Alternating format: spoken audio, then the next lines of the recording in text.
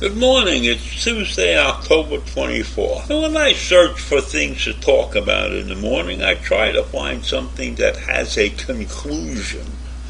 But this morning's search was very difficult because everything I looked to talk about wasn't the final solution. There are things that you could talk about, like the situation in Israel, but nothing's happening there. They're just waiting and waiting for the appropriate moment, and the U.S. is saying, don't attack, and Israel wants to attack, but they got to worry about getting the 200 hostages out. So it's a mess, and nothing has a conclusion of any kind. And then I come across something that I thought was settled and done, and that was the Supreme Court striking down President Biden's hallmark student loan forgiveness program. I thought this was over and done with.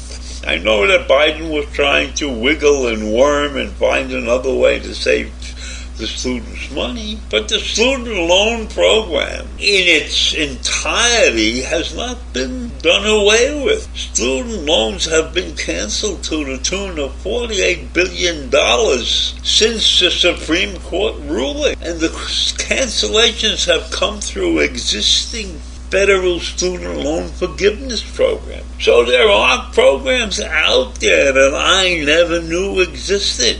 And these programs are specific to categories of borrowers, such as public sector workers or people who were defrauded by for-profit colleges, or borrowers who have paid for at least 20 years. So in those situations, the Biden administration has been granting debt forgiveness on a rolling basis. And they've already done away with, they have already discharged $127 billion. That's for nearly 3.6 million people up to date. And meanwhile, Biden's Republican critics say that at least some of his debt relief actions are illegal. The Republicans claim those actions are an attempt to get around the Supreme Court's ruling. The Supreme Court ruled that Biden could not forgive the debt, as we all know. So I don't know how the Republicans can come up with that story if these things already exist in the federal domain. If these are existing forgiveness program and are not covered under the ruling of the Supreme Court, what are the Republicans complaining about? I would think what the Republicans should do and what the nation should do is to educate people on the expense of going to college and how to legally avoid it. There are many ways to get around going to college in an expensive school. You know, if you have talent, then talent will show up later in life if you've got a decent education.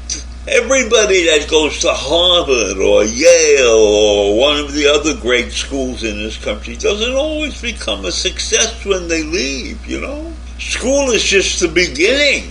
In order to be a success, you get the door opened by going to that great school or otherwise, but you still have to perform. And that's the critical thing that's missing in everybody's mind. Go and spend $500,000 on sending your kid to school and he's going to be very wealthy in the end. Not necessarily. Even if he pays off the loans and everything, he's not necessarily going to be a success just because he went to a good school. Yes, the door is opened a little wider for those that come from these good schools, but that doesn't mean that you can't succeed by taking a more sensible route. I'll tell you what a sensible route is. You come from a middle-income family. They haven't saved a lot of money to send you to school. school because living expenses are whatever they are. So you have several options. You can go to a state school, which is much cheaper, or you can take the community college route.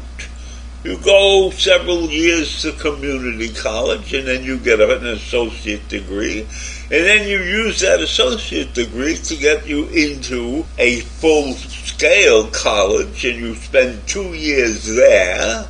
And if you do well there, you might even consider getting some kind of job that will pay for your college education, your further college education. And there are many jobs out there that if you take a job, they will pay for your college education. So you work and you go to college at the same time, and maybe you don't graduate in 4 years. Maybe you graduate in 6 years.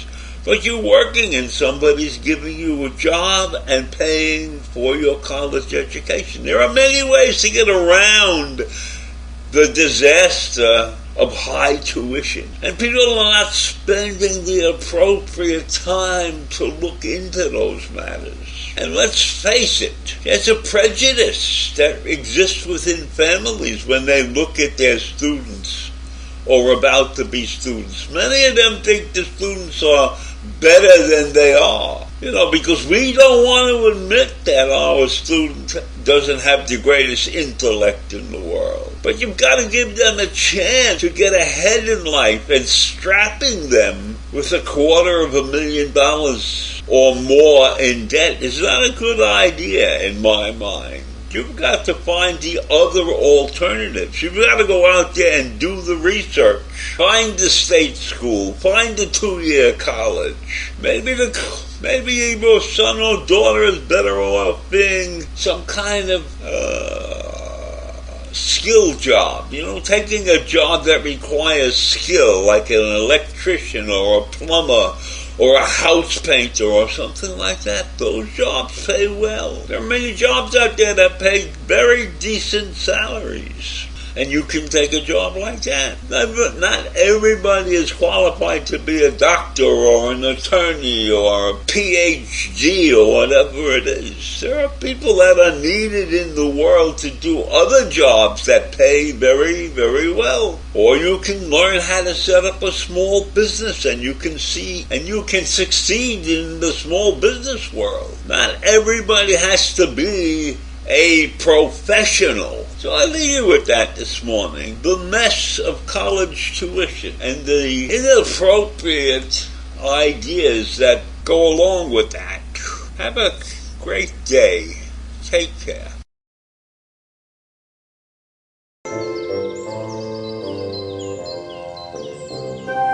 Thank you.